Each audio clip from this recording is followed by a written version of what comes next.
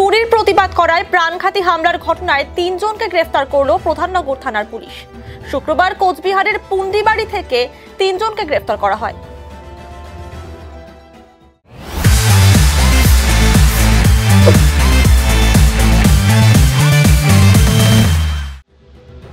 ধৃতদের নাম রমেশ মুখিয়া, পবন মুখিয়া ওরফে ভোলা এবং বাবলু মুখিয়া।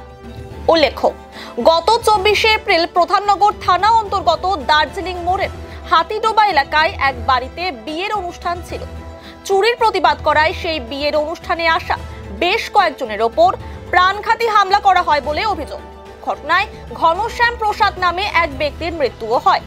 এই গোটা ঘটনা নিয়ে প্রধাননগর থানায় লিখিত অভিযোগ দায়ের করেন রঞ্জন সাহু। তদন্তে নেমে প্রথমে পুনা মুখিয়াকে গ্রেফতার করে পুলিশ, বাকিরা পলাতক ছিল। অবশেষে গতকাল কোচবিহার থেকে ৩ অভিযুক্তকে গ্রেফতার করা হয়।